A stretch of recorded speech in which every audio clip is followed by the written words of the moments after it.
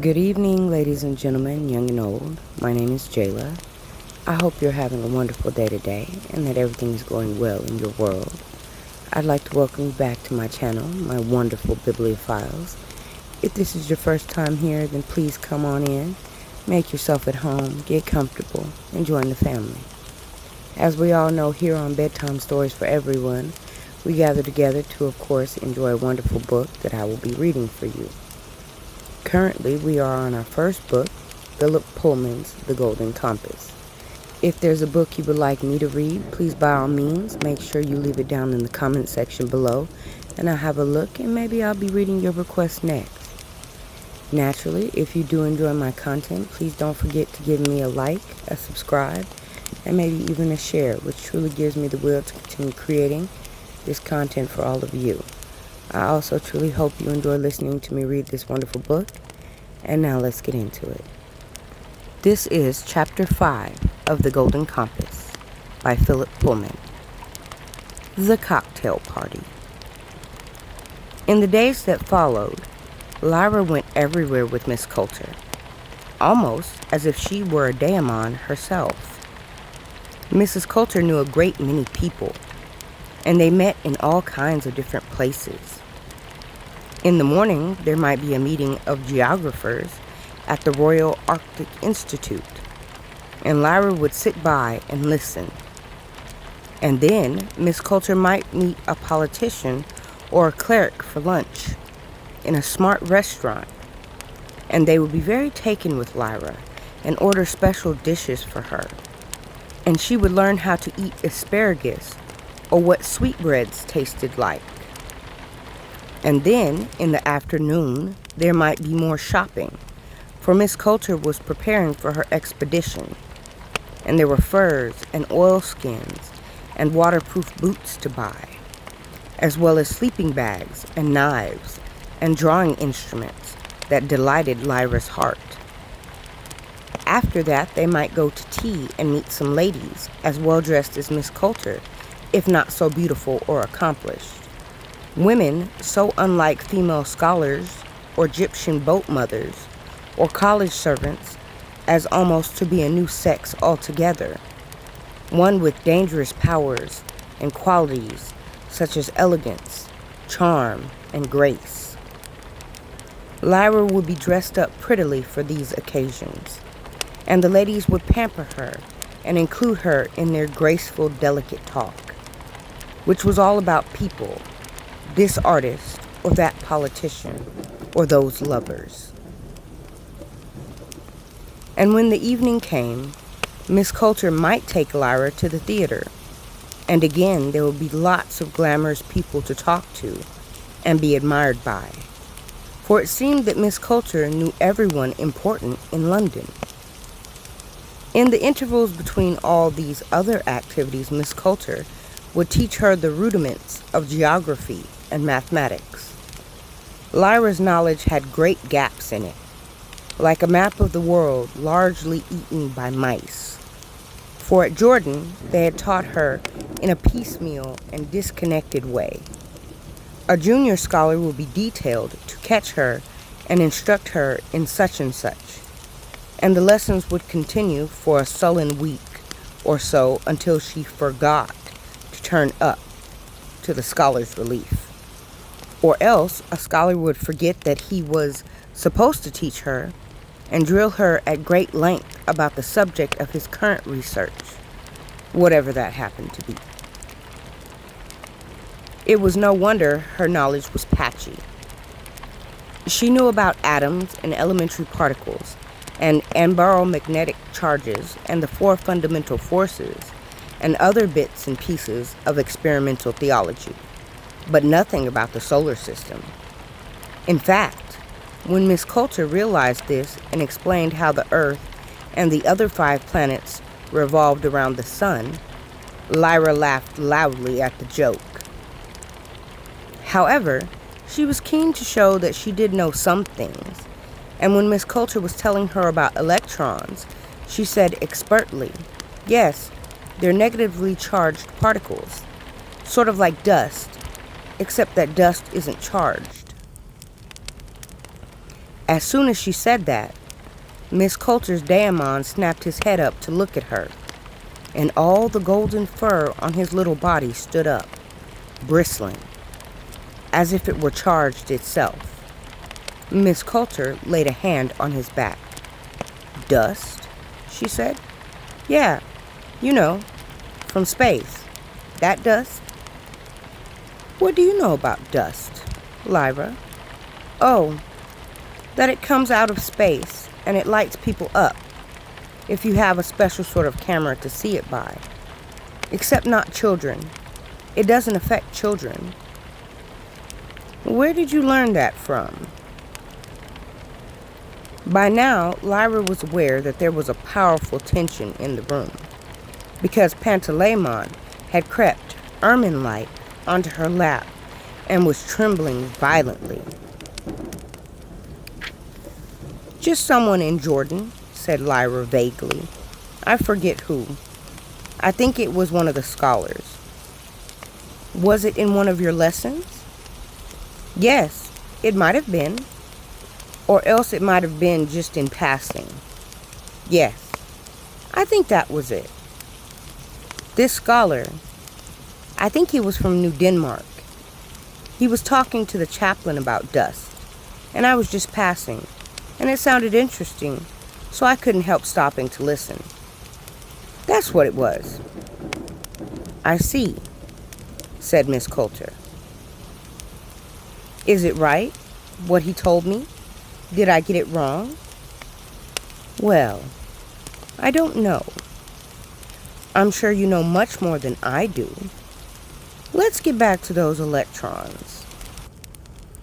Later, Pantalaimon said, "You know, when all the fur stood up on her daemon, well, I was behind him, and she grabbed his fur so tight her knuckles went white.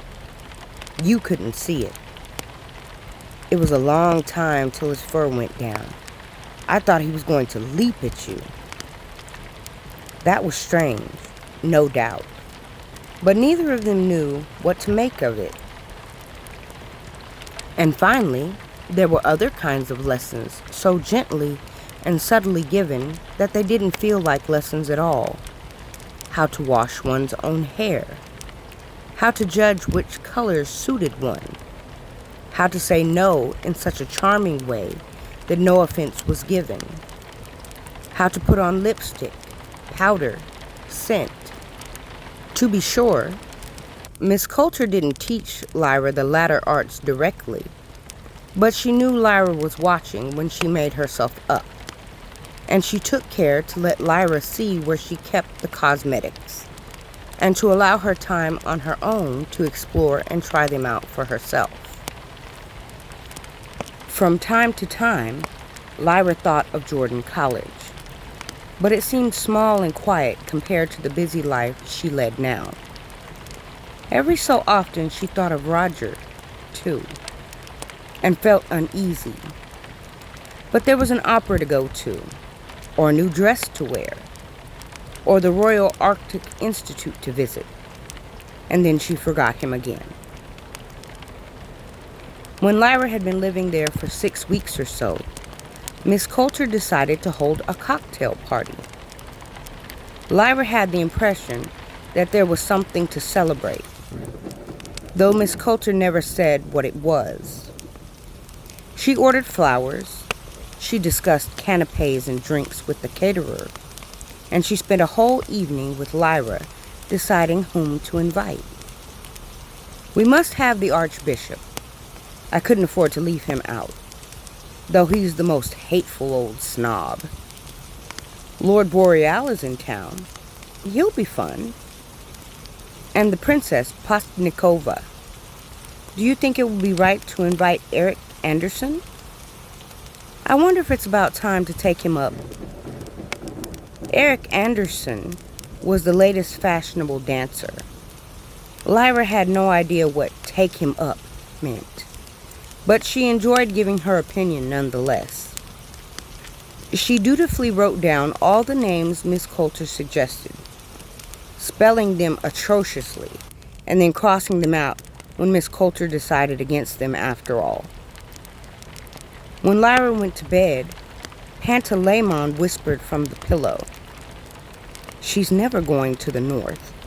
She's going to keep us here forever. When are we going to run away?" "She is," Lyra whispered back. "You just don't like her." "Well, that's hard luck. I like her. And why would she be teaching us navigation and all that if she wasn't going to take us north?" "To stop you getting impatient, that's why. You don't really want to stand around at the cocktail party being all sweet and pretty. She's just making a pet out of you." Lyra turned her back and closed her eyes. But what Pantalaimon said was true. She had been feeling confined and cramped by this polite life, however luxurious it was. She would have given anything for a day with Roger and her Oxford ragamuffin friends, with a battle in the clay beds and a race along the canal. The one thing that kept her polite and attentive to Miss Coulter was that tantalizing hope of going north. Perhaps they would meet Lord Asriel. Perhaps he and Miss Coulter would fall in love, and they would get married and adopt Lyra, and go and rescue Roger from the gobblers. On the afternoon of the cocktail party, Miss Coulter took Lyra to a fashionable hairdresser's, where her stiff, dark blonde hair was softened and waved, and her nails were filed and polished, and where they even applied a little makeup to her eyes and lips to show her how to do it. Then they went to collect the new dress Miss Coulter had ordered for her, and to buy some patent leather shoes. And then it was time to go back to the flat and check the flowers and get dressed.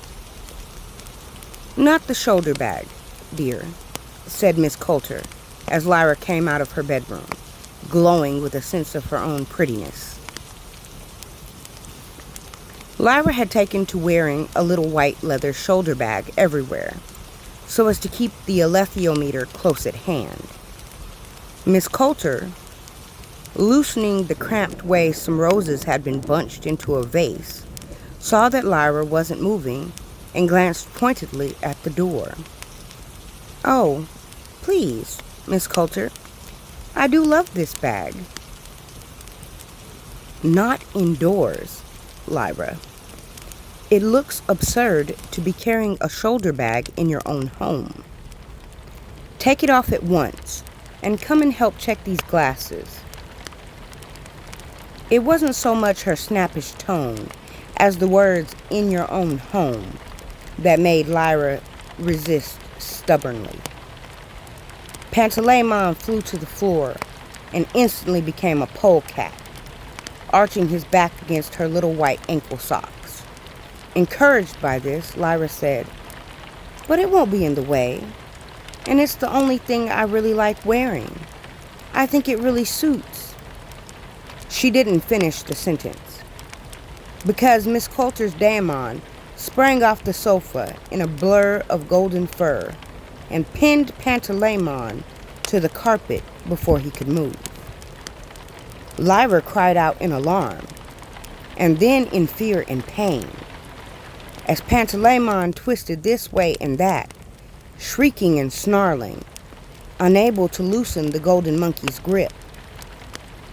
Only a few seconds, and the monkey had overmastered him, with one fierce black paw around his throat and his black paws gripping the polecat's lower limbs. He took one of Pantalaimon's ears in his other paw and pulled, as if he intended to tear it off. Not angrily, either, but with a cold, curious force that was horrifying to see and even worse to feel. Lyra sobbed in terror. "Don't! Please! Stop hurting us!" Mrs. Coulter looked up from her flowers. "Do as I tell you, then," she said. "I promise." The golden monkey stepped away from Pantalaimon, as if he were suddenly bored. Pantalaimon fled to Lyra at once, and she scooped him up to her face to kiss and gentle. "Now, Lyra," said Miss Coulter. Lyra turned her back abruptly and slammed into her bedroom. But no sooner had she banged the door shut behind her than it opened again. Miss Coulter was standing there, only a foot or two away. "Lyra, if you behave in this coarse and vulgar way, we shall have a confrontation, which I will win. Take off that bag this instant. Control that unpleasant frown. Never slam a door again in my hearing or out of it.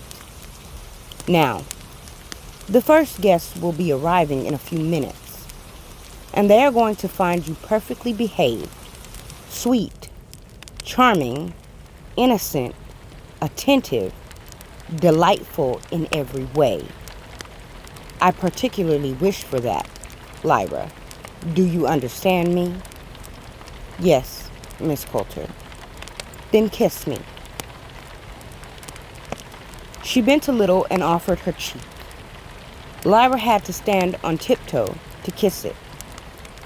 She noticed how smooth it was, and the slight, perplexing smell of Miss Coulter's flesh, scented, but somehow metallic. She drew away and laid the shoulder bag on her dressing table before following Miss Coulter back to the drawing room. "What do you think of the flowers, dear?" said Miss Coulter, as sweetly as if nothing had happened. "I suppose one can't go wrong with roses, but you can't have too much of a good thing. Have the caterers brought enough ice? Be a dear and go and ask. Warm drinks are horrid." Lyra found it was quite easy to pretend to be light-hearted and charming, though she was conscious every second of Pantalaimon's disgust and of his hatred for the golden monkey. Presently, the doorbell rang, and soon the room was filling up with fashionably dressed ladies and handsome or distinguished men. Lyra moved among them, offering canapes or smiling sweetly and making pretty answers when they spoke to her. She felt like a universal pet. And the second she voiced that thought to herself, Pantalaimon stretched his goldfinch wings and chirruped loudly. She sensed his glee at having proved her right and became a little more retiring. "And where do you go to school, my dear?" said an elderly lady, inspecting Lyra through a lorgnette. "I don't go to school," Lyra told her. "Really? I thought your mother would have sent you to her old school, a very good place." Lyra was mystified until she realized the old lady's mistake. "Oh, she's not my mother. I'm just here helping her. I'm her personal assistant," she said importantly. "I see. And who are your people?" Again, Lyra had to wonder what she meant before replying. "They were a count and countess," she said. "They both died in an aeronautical accident in the north." "Which count?" "Count Belacqua. He was Lord Asriel's brother." The old lady's daemon, a scarlet macaw, shifted as if in irritation from one foot to another. The old lady was beginning to frown with curiosity, so Lyra smiled sweetly and moved on. She was going past a group of men and one young woman near the large sofa when she heard the word dust. She had seen enough of society now to understand when men and women were flirting, and she watched the process with fascination, though she was more fascinated by the mention of dust, and she hung back to listen. The men seemed to be scholars. From the way the young woman was questioning them, Lyra took her to be a student of some kind. It was discovered by a Muscovite. Stop me if you know this already, a middle-aged man was saying, as the young woman gazed at him in admiration. A man called Rusakov, and they're usually called Rusakov particles after him. Elementary particles that don't interact in any way with others. Very hard to detect. But the extraordinary thing is that they seem to be attracted to human beings. Really? Said the young woman, wide-eyed. And even more extraordinary, he went on. Some human beings more than others. Adults attracted, but not children. At least, not much. And not until adolescence. In fact, that's the very reason. His voice dropped, and he moved closer to the young woman, putting his hand confidently on her shoulder. That's the very reason the oblation board was set up, as our good hostess here could tell you. Really? Is she involved with the oblation board? My dear, she is the oblation board. It's entirely her own project. The man was about to tell her more when he caught sight of Lyra. She stared back at him unblinkingly, and perhaps he had had a little too much to drink, or perhaps he was keen to impress the young woman, for he said, "This little lady knows all about it, I'll be bound. You're safe from the oblation board, aren't you, my dear?" "Oh, yes," said Lyra. "I'm safe from everyone here. Where I used to live, in Oxford, there were all kinds of dangerous things. There was Egyptians. They take kids and sell them to the Turks for slaves. And on Port Meadow, at the full moon, there's a werewolf that comes out from the old nunnery at Godstow. I heard him howling once. And there's the gobblers." "That's what I mean," said the man. "That's what they call the oblation board, don't they?" Lyra felt Pantalaimon tremble suddenly, but he was on his best behavior. The daemons of the two grown-ups, a cat and a butterfly, didn't seem to notice. "Gobblers," said the young woman. "What a peculiar name. Why do they call them gobblers?" Lyra was about to tell her one of the blood-curdling stories she'd made up to frighten the Oxford kids with, but the man was already speaking. "From the initials, do you see? General Oblation Board. Very old idea, as a matter of fact. In the Middle Ages, parents would give their children to the church to be monks or nuns, and the unfortunate brats were known as oblates, means a sacrifice, an offering, something of that sort. So the same idea was taken up when they were looking into the dust business, as our little friend probably knows. Why don't you go and talk to Lord Boreal?" he added to Lyra directly. "I'm sure he'd like to meet Miss Coulter's protege. That's him, the man with gray hair and the serpent daemon." He wanted to get rid of Lyra so that he could talk more privately with the young woman. Lyra could tell that easily. But the young woman, it seemed, was still interested in Lyra and slipped away from the man to talk to her. "Stop a minute. What's your name?" "Lyra." "I'm Adele Starminster. I'm a journalist. Could I have a quiet word?" Thinking it only natural that people should wish to talk to her, Lyra said simply, "Yes." The woman's butterfly daemon rose into the air, casting about to left and right, and fluttered down to whisper something, at which Adele Starminster said, "Come to the window seat." This was a favorite spot of Lyra's.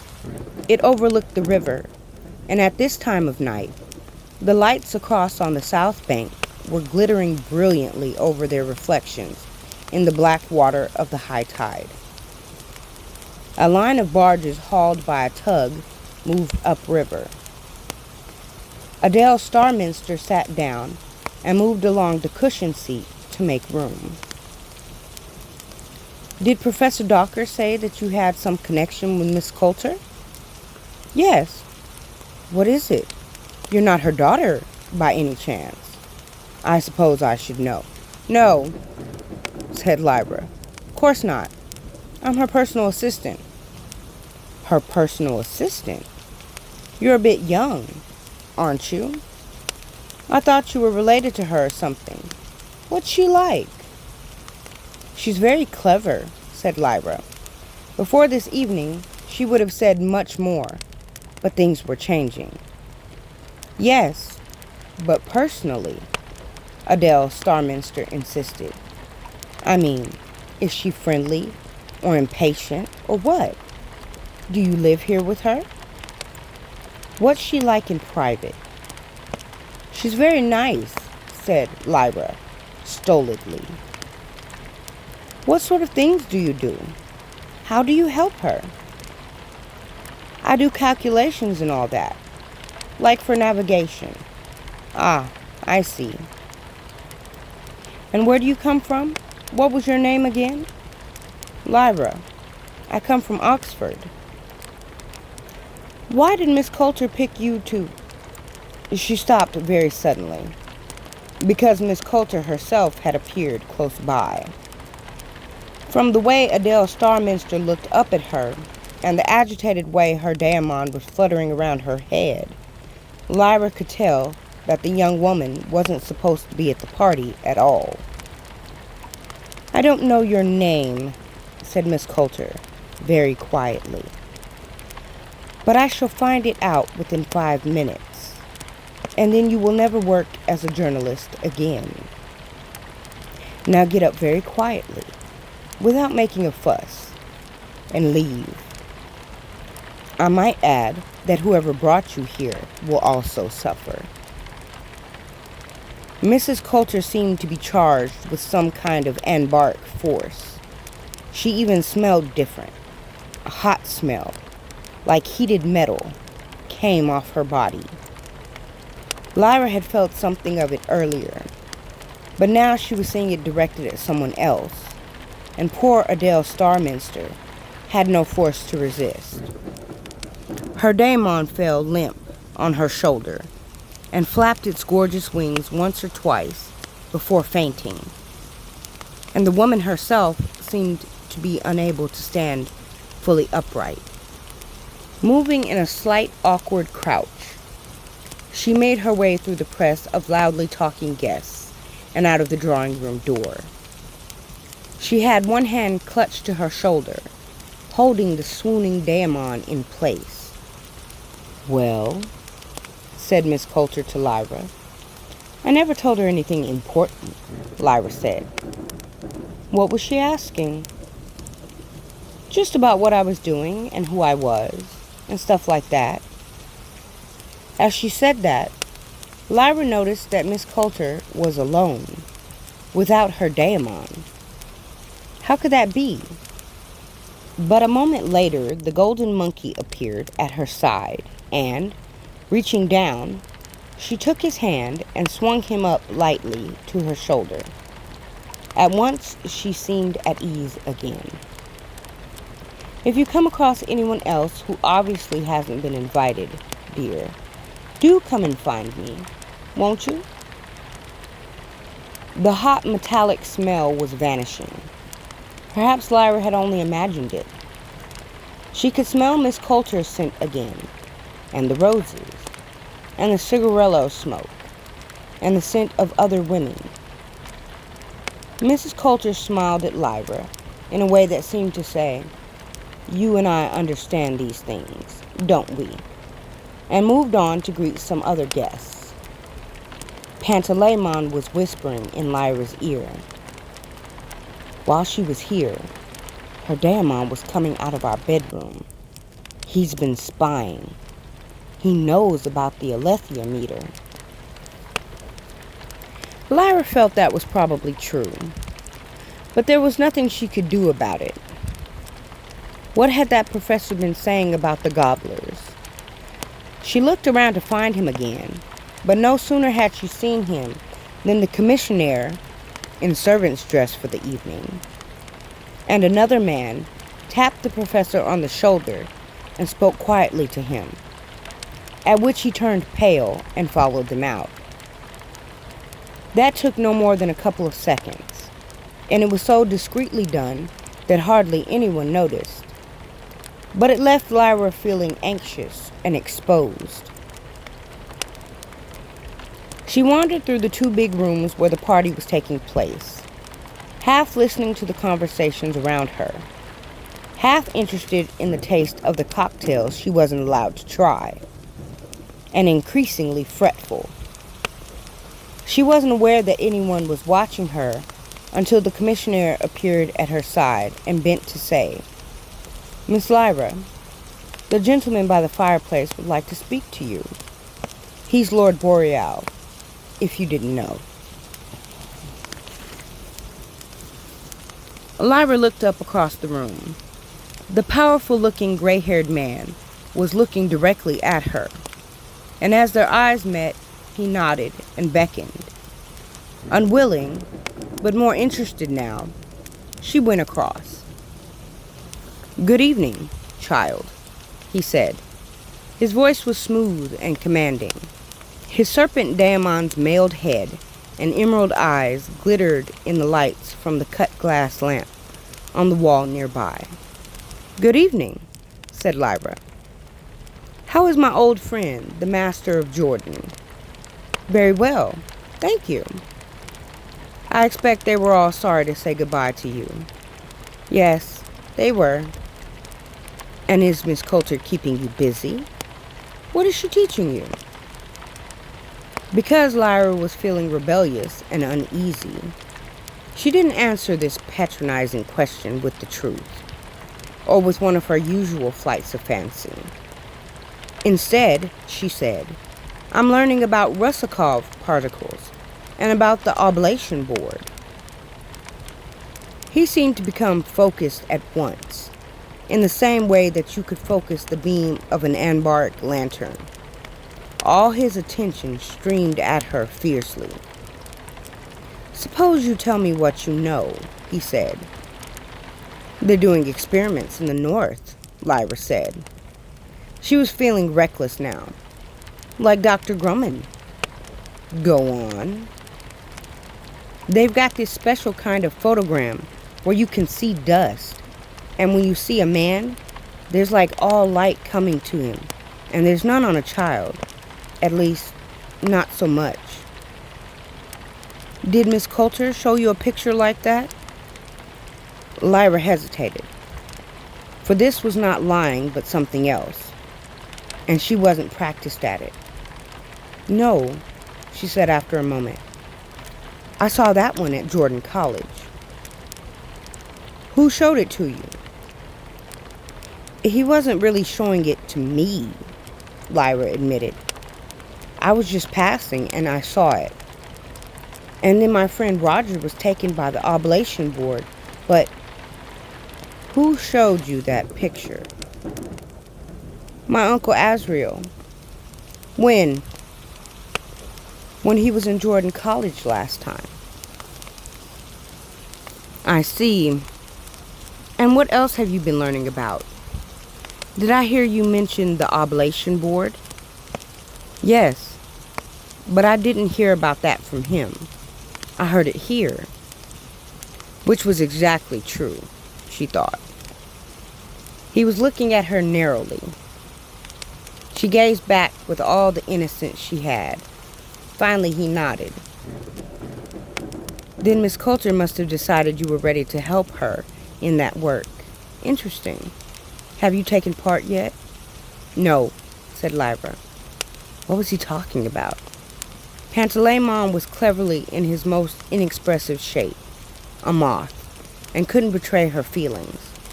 And she was sure she could keep her own face innocent. And has she told you what happens to the children? No, she hasn't told me that.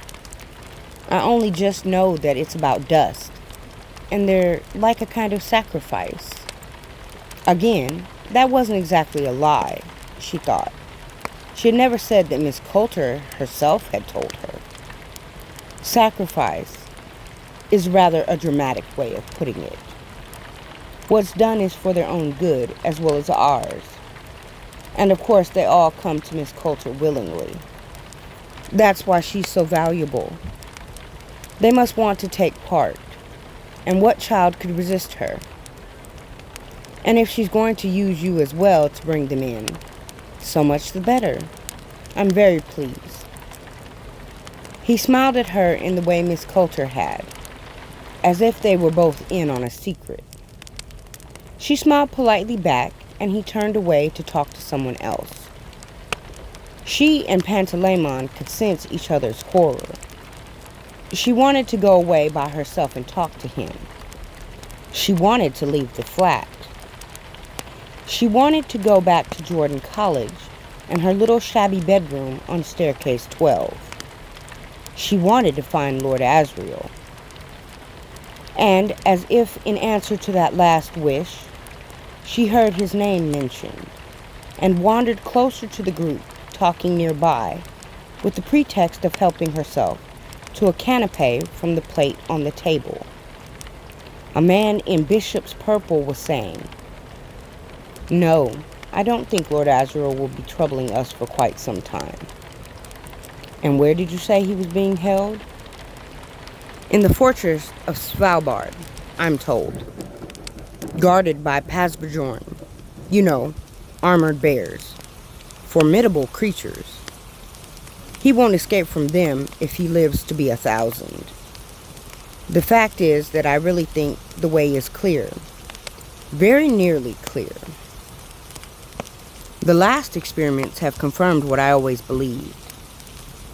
That dust is an emanation from the dark principle itself, and do I detect the Zoroastrian hearsay? What used to be a hearsay? And if we could isolate the dark principle, Svalbard, did you say? Armored bears? The oblation board. The children don't suffer. I'm sure of it. Lord Asriel imprisoned. Lyra had heard enough. She turned away, and moving as quietly as the moth Pantalaimon, she went into her bedroom and closed the door. The noise of the party was muffled at once. "Well," she whispered, and he became a goldfinch on her shoulder. "Are we going to run away?" he whispered back. "Course.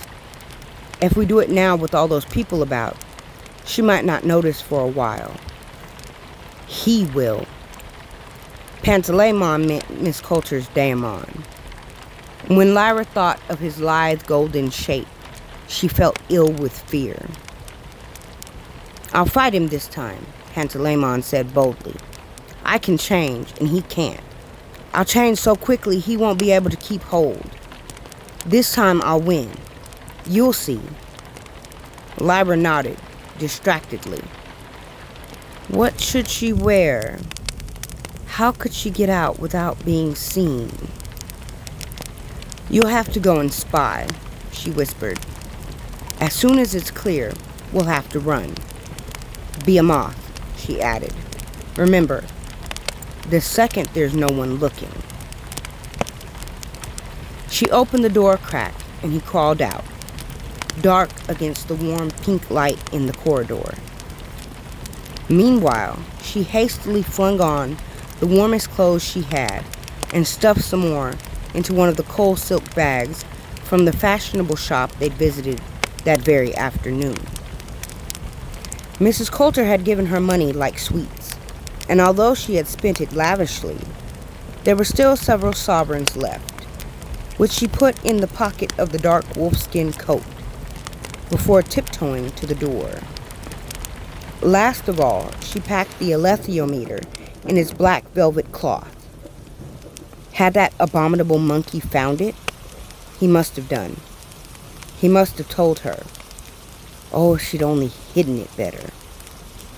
She tiptoed to the door. Her room opened into the end of the corridor nearest the hall, luckily, and most of the guests were in the two big rooms further along. There was the sound of voices talking loudly, laughter, the quiet flushing of a lavatory, the tinkle of glasses, and then a tiny moth voice at her ear said, "Now, quick." She slipped through the door and into the hall, and in less than 3 seconds, she was opening the front door of the flat. A moment after that, she was through and pulling it quietly shut, and with Pantalaimon a goldfinch again, she ran for the stairs and fled. Well, my wonderful bibliophiles, this concludes Chapter 5 of Philip Pullman's The Golden Compass. I do hope you enjoyed listening to it as much as I enjoyed reading it to you. I want to wish you a wonderful evening, a good night, and sweet dreams. I look forward to seeing you all again soon.